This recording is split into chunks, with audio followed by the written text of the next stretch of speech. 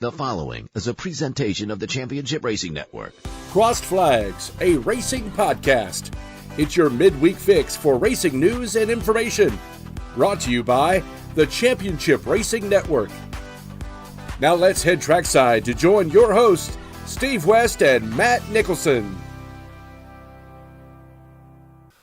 Welcome into a double-digit episode. That's right, we made it to episode 10. Who knew we'd get this far? I'm Steve West, that's Matt Nicholson, and as you can tell, we're dressed for this occasion. We're going to be very NASCAR heavy this week, and later on in the show, it is Darlington Throwback Weekend, so we figured we'd throw back to when we were at Darlington. We are. 2019. It's what this year is. It's been that long. The original Throwback Weekend. Yeah, exactly. So a lot of fun there, and if you ever get the chance to go to Darlington, we highly suggest it. Yes. We also want to talk about Kansas because, hey, welcome to the new closest finish in the top levels of NASCAR's history. But there's controversy.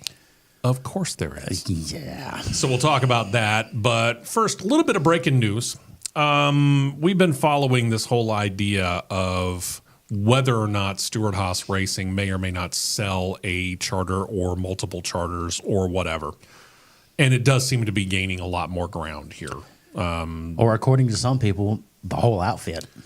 Yeah. Which I don't think holds water. Yeah, I'm not sure that holds water. I could see him maybe selling one, possibly two charters leading towards a merger, which that's a rumor. And again, understand where we're going with this. Mm-hmm. We don't like to play with rumors, but we're going to throw the rumors out there because they are out there. Right. Again, Stewart-Haas Racing has not signed a deal with any car maker, Chevrolet, Ford, or Toyota in NASCAR past this year. Their deal with Ford runs out at the end of the year, and they don't have anything for 2025. That, of course, does lead to a lot of speculation. We've heard everything from Dale Jr. is going to buy in, and they're going to keep the Ford charters, and they're going to switch to Chevrolet. Now we're hearing they've been talking to other teams about selling maybe one, maybe two charters and paring down, and then we still have to figure out what car company they're going to be going with. We've also heard that they're going to merge in with Front Row Motorsports. There are so stinking many rumors that have hit the social media channels and digital airwaves, let's call it that. Yeah. That you're going, huh? In the end, I'm going to revert back to exactly what Tony Stewart himself said leading into this 2024 season. Don't believe anything you hear, read, or see unless it is directly attributable to me. Bingo. And that brings us to another bit of news, speaking of Front Row Motorsports. Yeah. This happens this morning. But yeah, as we do the podcast on Wednesday, this morning, you sent me a text, Matt, that said, Michael McDowell's leaving Front Row Motorsports at the end of the year, just announced today. And I was like, wow, okay. Yeah. So I asked the obvious question. Did he say where he was going? No.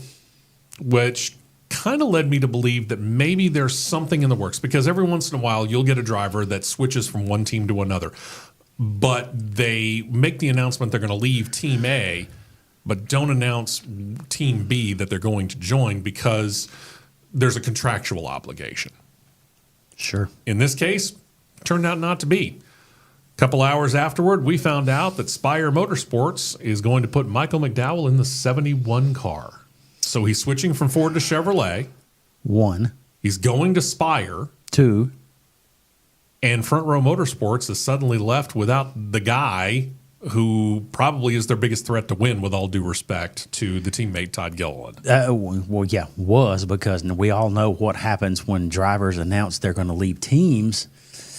Suddenly, you're not in the meetings anymore. Yeah. Suddenly, you're not privy to information here, there, or whatnot.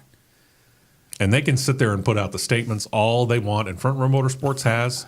And they've come out and they said, hey, we appreciate everything that Michael McDowell has been doing, and we look forward to the remainder of the year. But when you know that your future is not with Michael, but over there probably more likely with Todd Gilliland, you tend to put more resources over there to the guy that's going to be sticking around next year and beyond. Yeah, you do. But the thing that makes me just kind of just scratch my temple and go, huh? You're leaving a Tier 1 OEM team. Mm-hmm. Front Row has picked up leaps and bounds since last summer to current day. And have gotten the attention not only of everybody on the NASCAR grid as far as actually being a threat for polls and top 10s, top 5s, and maybe even wins. You've garnered the attention of the Ford Motor Company, who is now going all in on backing you as an organization. And you're allied with, and in all sense of the word, on a weekly basis, outperforming across the board Team Penske. Which, when was the last time we said that Front Row Motorsports was outperforming Team Penske? You're leaving a Tier 1 OEM team and going to a Tier 2? There's one thing that I can gather out of this right here. Spire wrote another awfully large check. Well, yeah. Yeah, and we kind of figured that they would. And if I'll give Spire Motorsports a lot of credit. I mean, this is a team that came in a few years ago, bought one charter, put out the 77 car, and just kind of put anybody who had the opportunity to drive in the car. Yeah, it seems like 476 drivers have driven the 77 since its existence. Exactly. But since then, they have taken this and they have gotten very serious about becoming a good, I can't say top level yet because they have yet to make that next step for me. But they really want to make sure that they're going to be here for the long term. Sure. I mean, think about the money that they went out and they spent last year. They spent, reports have, $40 million to buy that charter. That's one. Not two, that's one. For one charter. Think about that now when it comes to Stewart Haas Racing, and they're talking about selling one, maybe two charters. The price has already been set. They buy out a complete Truck Series operation, lock, turnkey. Yeah, lock, stock, barrel, turnkey operation, all the trucks, everything that went with that, and reportedly the price for the old Kyle Busch Motorsports Truck Series team was what, $25 million? About $25 million. So for a charter and a Truck Series operation, they reportedly spent $65 million last year. That means they're serious about being in the sport. Okay, great. Fantastic. Now, right now, the Truck Series side's paying off. They're winning races. It is. I would agree with that. Again, you want to show me that you're actually serious about being in this sport. You've shown me that. Now you've gone out, you've got yourself 3 charters, 7, 71, 77 car. Now you're going to go out there and you're going to make sure that you got 3 full-time drivers for your operation. This means there's an odd man out. We'll get to that here in a second. Your 3 guys, from the best that we can tell, next year, now, 7 car, Corey LaJoie. They like the guy. I get it. Okay, Corey LaJoie is a good guy. Very personable, amiable, shows up well on camera and on microphone. Mm-hmm. Not necessarily performing that well on the track this year, but we'll see. We still got the rest of the year. Maybe he heats up over the summer. You go to the 71 car, which we just talked about. That'll be Michael McDowell next year. We'll talk about who he's displacing in a moment. 77 car, Carson Hocevar. This kid making a strong run for Rookie of the Year. He's been the pleasant surprise, the very, very pleasant surprise this year, because now all of a sudden the 77 has not even been within the same boundaries of the racetrack for 2 years. Now all of a sudden the 77's in the ballgame. Mm-hmm. There's Absolutely. consistency there. I mean, with you take away the last restart last week, he's top 12. Mm-hmm. He's there at that threshold, taking little steps at a time, but he's there. Spire's a threat for consistency. Let's say that. That's a good word for it. They're a threat. I like that. I didn't go as far as to say legitimate threat. Threat. Well, I would say certainly you got to make sure that you understand they're probably going to be top 20, top 15 they're occasionally going to get top 10s. They just keep making those advancements. And there was a time when we would not have considered Spire Motorsports for a top 20. I wouldn't have even considered them for a top 25. So when you stop and think about that and what they've been able to accomplish just in the last, 2-3 years, really, it's impressive what they've been able to do. So with Michael McDowell over there, that is definitely going to change things up because now Michael McDowell, no disrespect to Corey LaJoie, Michael McDowell becomes your elder statesman. He becomes the man who knows how to get it done because he's done it at front row. Yep. Now we'll see exactly what they got. Of course, as we mentioned, that means that one driver suddenly finds himself without a ride next year. He's got a ride. He'll have a ride. But as of right now, he doesn't have one. It's just where. Right, as of right now, he does not have one. We're talking about one of the other heralded rookies that came up straight from the Truck Series up to Cup in Zane Smith. Now, Zane is technically signed to Trackhouse. And he was on Trackhouse only, on loan from Trackhouse only this year to Spire. Yeah. It was not multi-year loan. It was only this year only. So this tells me one of two things. Trackhouse is going to be very serious about going after a charter, Stewart Haas Racing, Colleague. or Daniel Suarez or Ross Chastain is on a hot seat. And I'm sorry, I don't see Ross Chastain being on a hot seat. I don't see Suarez on a hot seat. Yeah, I'm not so certain I would see Suarez on that hot seat either because Daniel Suarez has a great following fan-wise and very, very easy for him to get sponsorship. Sure. Because he's got that kind of a personality to where sponsors go to him. Mm-hmm. So now Trackhouse is in a very interesting position of, do we have the money to go out there and get the charter that we want? Number one. Number two, are you going to find the seller? That one might be a little bit harder. Finding the money to do it's one thing. Finding the willing seller is another. Or three, you take your 2-car team and you merge it with another 2-car Chevrolet team. There's your 4 cars. What other 2-car Chevrolet operation is there? I think that little operation's based in Welcome, North Carolina. Yeah. On the campus of RCR. 3 little initials. We'll see. Yeah. Again, long way to go between now and the end of the year. Silly season has just begun.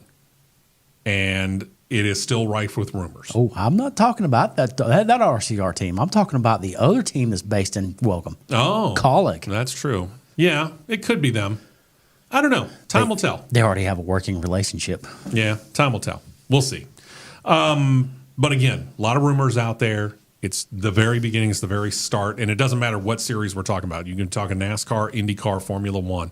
We've just now gotten this started. Yep. We got a long way to go. Strap in. It's going to be a fun, if a little bit bumpy ride. Then there was the fun ride of Sunday. Once you got past all the rain, which delayed the Kansas race for 3 hours. But man, when they got to racing, they got to racing. That was, what's the word I'm looking for here? And I'm going to use this word very loosely.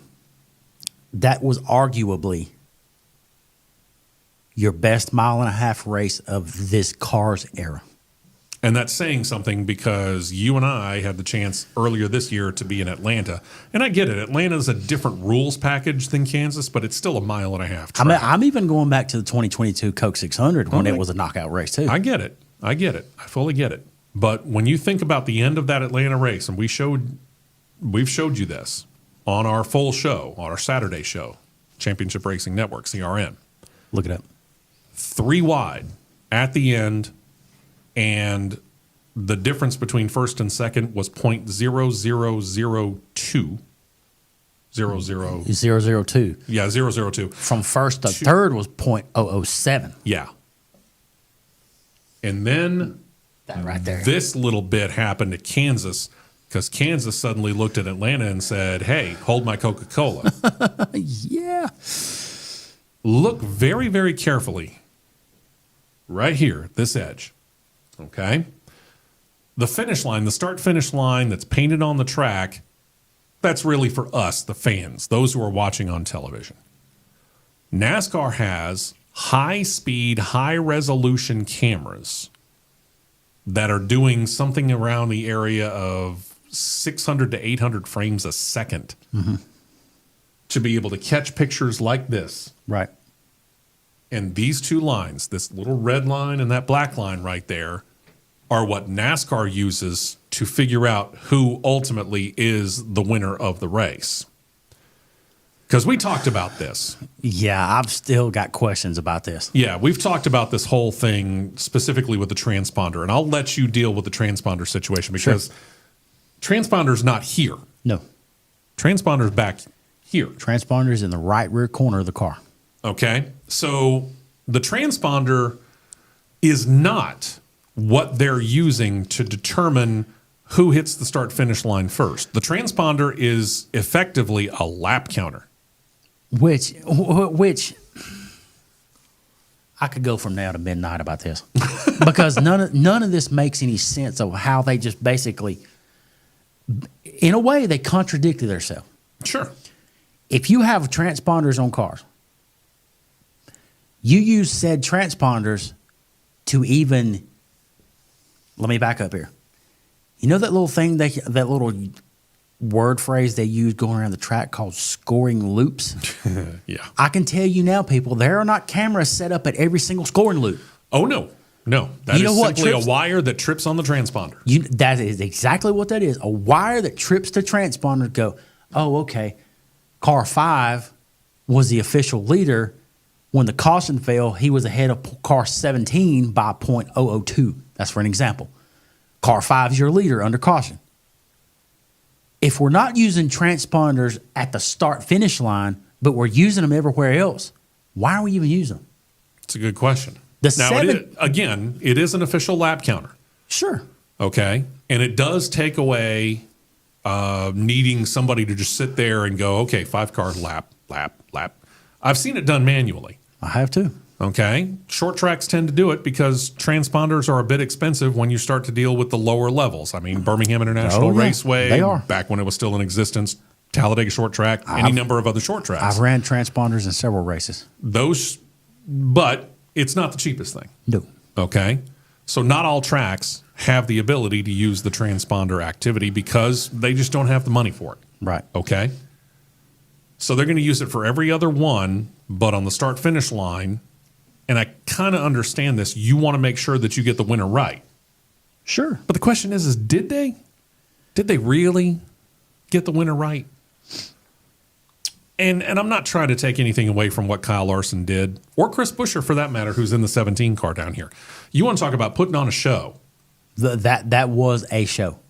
And I can tell you right now where Chris Buescher messed up. And you can do it too. I can look at the picture and tell you where he messed up. Oh, but it was half a lap ago. Go back to them on the back straight going into turn 3 and watch as Chris Buescher leaves the top lane open.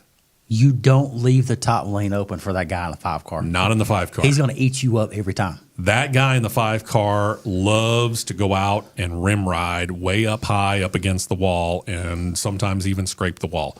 That is where he goes. For our producer, Molly, let's put it this way. When you watch the movie Days of Thunder and it says Cole Trickle goes to the outside every time, Kyle Larson. If you go to the high side, you can't hold it. And Kyle proves that almost every time. When Chris started to go into turn 3 and he dropped down and opened up that outside lane, I said, he's in trouble. I did too. I was like, I thought, here we go. All right.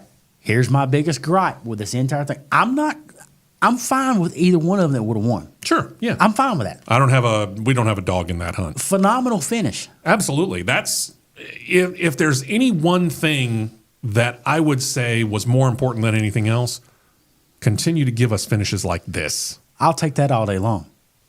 Here's my problem with that. One, transponder data tripped car 17 first. Mm-hmm. So that tells me at some point, that 17 car, whether it be this much or this much, tripped that transponder ahead of car 5. But you turn around and you look at the picture, And there can be some serious deception here on this picture, depending on how you look at it. If you look at the 17 car, look at the straight angle of the car. Now look at the 5 car pitching downhill at the slightest of pitches. That's how he got determined to win the race, my opinion. And you may be They right. flipped it.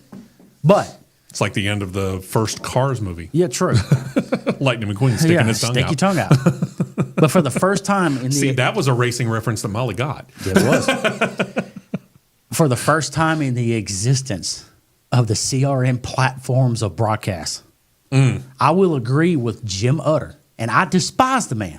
Yeah. But I agree with him on this. We've been fairly vocal about our distrust of a lot of the stuff that he has posted. Okay. After the race, he posted a tweet out, and I'm still calling it Twitter. Forget the grainy picture. Grainy picture as I smack on the monitor. Forget the line. Larson is the winner.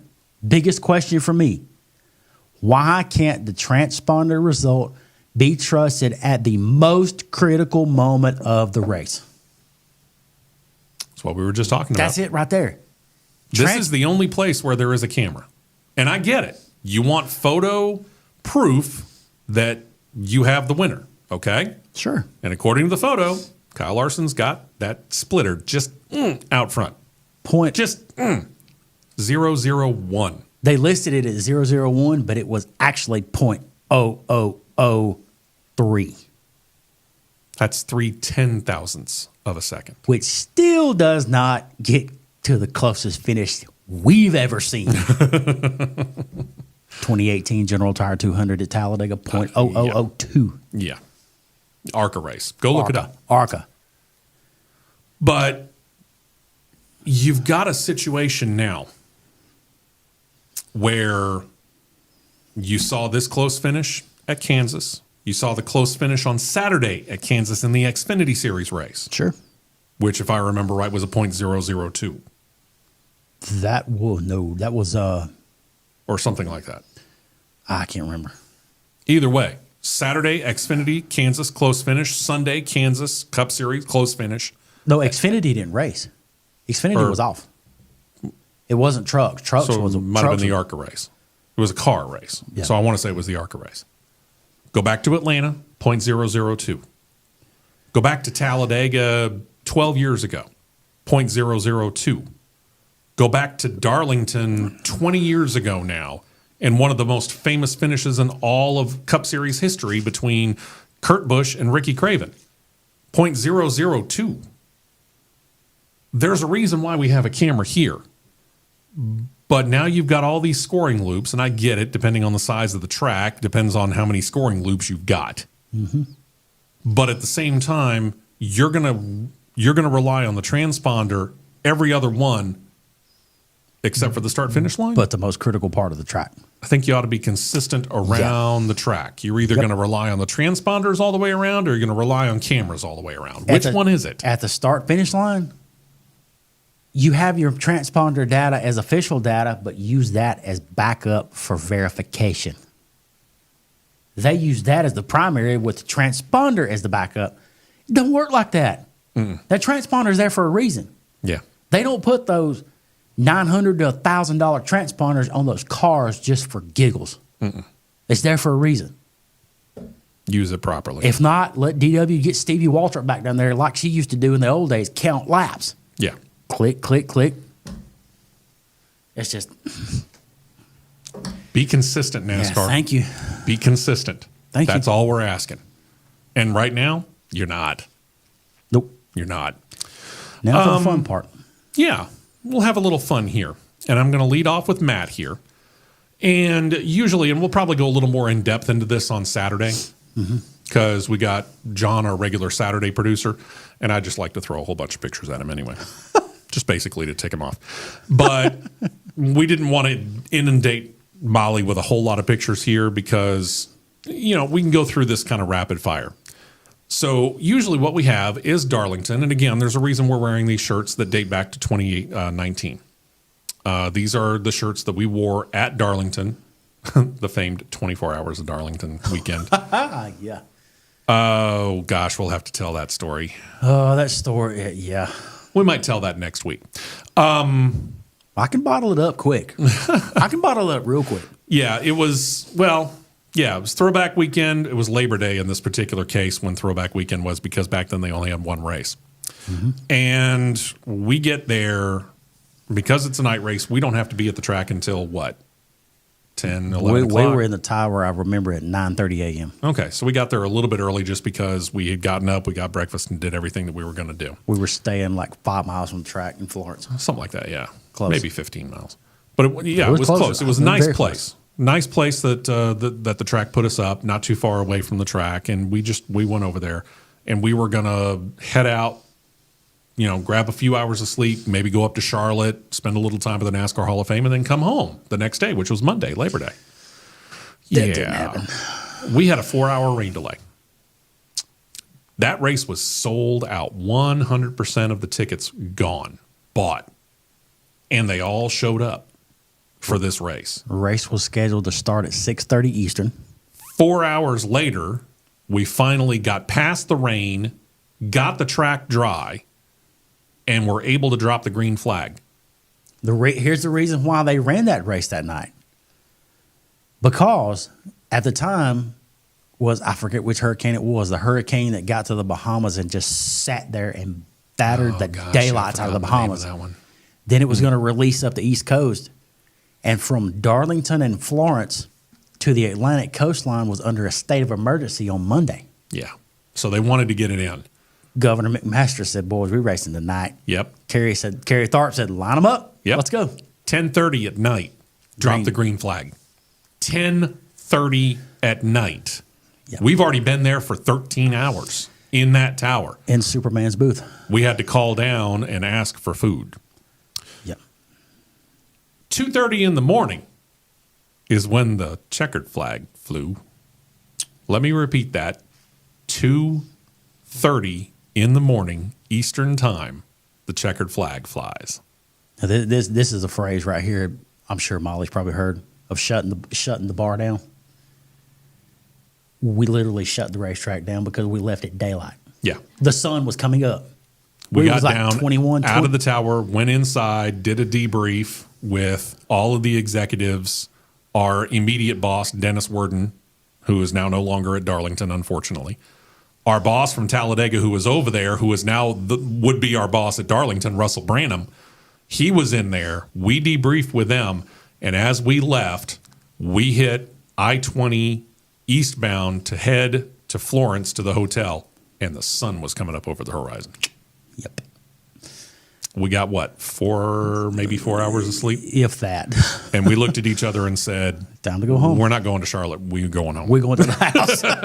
We're going to the house. It was a lot of fun, though, and I would love to do it again. And, of course, that's wide open to Russell and everybody at Darlington that we're ready, willing, and able to go back at any point in time. But, again, it goes back to the throwbacks. Mm-hmm. And a lot of these teams, it was originally just the Cup Series. Mm-hmm. Then the Xfinity Series embraced it, and then the Truck Series said, hey, wait a minute, what about us? Mm-hmm. So in this case, we're going to show you, he's going to show you 4, I'm going to show you 4. I'm going to show you, and he will show you our number ones from the Truck Series, Xfinity, and Cup, and then our overall winner. You had a hard time picking in the Cup Series. I had to go 1A, 1B in Cup because I had a tough time. And there's a reason why I've got a 4th Cup Series one, and it's not because I couldn't decide.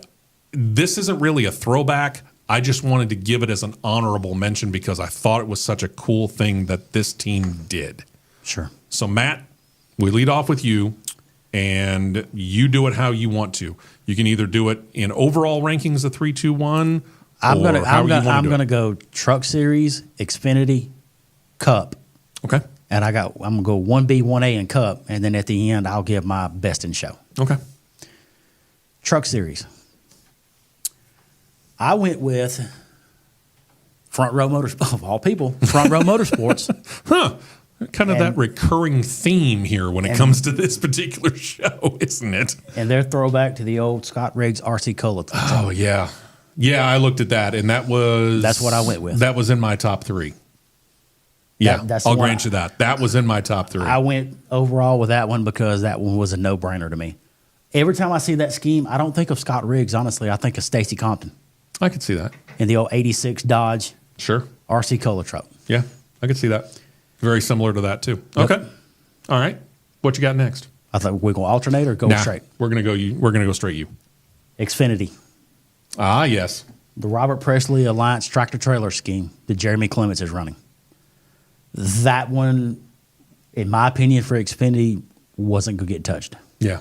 And the thing about it is, I mean, the fact that they were able to get Alliance to do that. Alliance Driveway Solutions and match up the fonts of it. Perfect. But lined up straight up. I mean, you couldn't ask for much more of a matchup than that. Yep. That's very well done. Right. Agreed. Okay. 1B in Cup. All right. We're getting there. There it is. Zane Smith, Dave Marcus, K&K Insurance throwback. Yeah, anytime you can throw back to Dave Marcus is a cool thing. I still think of that as Bobby Isaac throwback. Yeah, but the font on that number does kind of Bobby lead you to Isaac that. and Dave Marcus drove the same car. Sure. So that was my 1B. Yeah, and the fact that they did the 358 CI on that, it's just, I love it when they do that.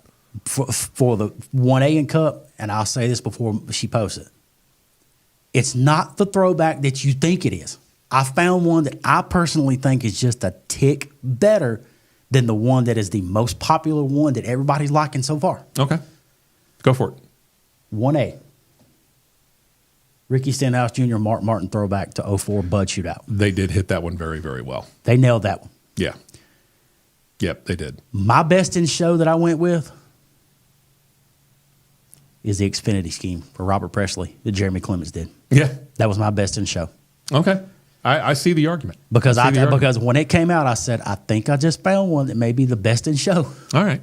So here's the question for our podcast producer, Molly. Is she going to put my pictures on that one or my pictures on this one? You're going to put them over here? Okay, good. So we got them side by side. You can leave that one up there. Cool. Yep. All right. So I'm going to lead off Craftsman Truck Series. Going to go with the actual theme of what the weekend at Darlington is supposed to be. It's supposed to be the roots of racing, right? Grassroots, yep. Nice Motorsports driver Bailey Curry throwing it back to a late model driven by Cody Efaw. That's a good one. I saw that one. Chuck Efaw. Chuck, yeah, sorry, Very good. not Cody. Yeah, I mean, Cody's dad, Chuck. They just, the striping, everything, you couldn't ask for much better. They did a fantastic job, in my opinion. Very good. Xfinity Series. I really like the Robert Presley one. But the way that they hit on this old Kyle Petty Hot Wheels look, I had a hard time not going with it. That is a good one. And then the Alpha Prime logo in the shape of Petty Enterprises on the front. Yep. I mean, Yep. you couldn't have asked it for it to have been much closer to that. The only thing you might have been able to do was actually get Hot Wheels to sponsor you for one race. Yeah. All right, here's the honorable mention. And it's mainly due to the fact that, again, this isn't a throwback look. It's more of an honor from Spire Motorsports to our police officers around the country. This is the look that Carson Hocevar is going to sport in the 77 this weekend. That is a good one. Classic black and white. Love the cop car look. You know, it's what we all grew up with because we all watch TV shows like Adam 12. And that's what, that's the traditional black and white. And I'm seeing a lot of police precincts going back to this. And I love the fact that they're doing it. And the fact that you get to honor these men and women in blue all around the country. Kudos to them. Is it a throwback? No. It's why it didn't win. But I had to show it because this is just a cool look. Yeah, that is a good one. And that brings me to the Cup Series, and for me, the overall best in show, and this is the one that you are probably referring to. Throw it up there, ladies and gentlemen, Kyle Larson. 5-car. This is Hendrick Motorsports. This is the 5-car. This is thrown back to Terry Labonte. They did everything but get the Cornflakes logo on it. Yeah. It's the same font that Cornflakes is in, the same slant to the number, the same coloring, everything up to just slightly missing the location of the number. The same Valvoline logo on the quarter panel, too. Yeah. I mean, everything is the same except for this number being forward because of where NASCAR has ordered the numbers to be put on these Cup cars. I don't want to go down. Otherwise, that is dead on, save for the fact that it doesn't have the Cornflakes logo on it. That to me, and I like that one. Don't get me wrong. I think they hit it dead on. They did. Save for maybe the font of the number. Well, and I get it. It's hard to replicate that 6 with a 47. if they could have, I'm sure they would have. Yeah. But scheme, layout, and even sponsors, Yeah. And they hit it. Yeah, they did. No doubt about it. And I love the fact, and you and I have talked about this on many occasions, I love the fact that NASCAR and these teams have embraced this weekend so much and so well, because do yourself a favor. Whether you go on to jski.com and look up paint schemes, you go to Darlington Raceway's website. They have a link where all of them there. And you can actually vote on your favorite. Or go on to these teams' Twix accounts, Twitter, X, whatever you want to call it. I'll call it Twix. Go on to these teams' Twix accounts and start looking up their own reveals of these paint schemes. And you'll see just how good these are. And there are many of these teams, they'll do a card like this where you see multiple iterations of the car, but on the inset, they'll show you the car that inspired that look. That one was like 1A.A instead of 1B. Yeah. That was like 1A.A, and I give 1A to that one. Yeah, I get it. I love the fact that Darlington does this, and I hope that they continue to keep it up for many, many years to come, because there are so many different paint schemes you can throw back to. There are eras you can throw back to. There are different things you can do. Mm-hmm. You know, keep doing it. Let these teams be creative, have a good time. I mean, with the fact that you don't actually have to paint the car now, these are all wraps. Yep. There's so many great things that they can do. Mm-hmm. And I love to see the creativity. Yep. Love to see the creativity. Absolutely. Saturday, back to 2 hours. John will be back in the producer seat. Thank God. I want to thank Matt Murphy. I got to say this. Our good friend from here in the Birmingham area who's gone up to Nashville, I want to thank him. He appeared late in the show last Saturday, and we talked about Nashville Fairgrounds Speedway. We also talked about a little bit about Formula One, something that we mentioned on the show here last week on this podcast, where Congress had sent a letter to Formula One saying, hey, wait a minute, we might be slapping you with a Sherman antitrust deal. We got much more in depth with that with Matt, and then we talked about Nashville Fairgrounds Speedway. I want to thank him again for appearing on the show, and hopefully we'll be able to do that again. But yeah, we're going to go a little bit more in depth here and show you a lot more pictures during the 2 hour podcast or 2 hour show. I'm so used to podcasts now. During the 2 hour show. So we're going to have a lot of fun with that. And of course, bring you all the news and hey, dive in a little bit more on this whole Michael McDowell to Spire Motorsports thing. Caught us totally blindsided. And who knows, maybe between now and Saturday, I'm not going to count on it, maybe we'll get a little bit more light shed on this whole Stewart House Racing thing. Right. Maybe Tony Stewart will actually say something. I don't know. NHRA's not running here for not this weekend, but the next weekend. So he has the opportunity to say something. Will he? We'll find out. And we'll let you know about it all. Saturday morning, 9 a.m. Eastern, 8 a.m. Central Time. It's called the Championship Racing Network. Go to YouTube, look up CRN Live. You can get us there. And hope you join us then. And join us again next week as we get to episode number 11 of Crossed Flags right here. Join us then, okay? See ya.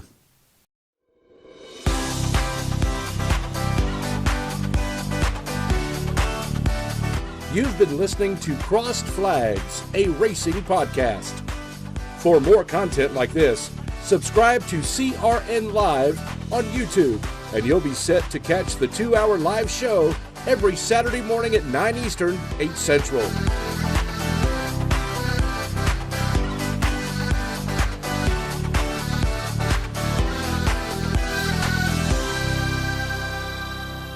This has been a presentation of the Championship Racing Network.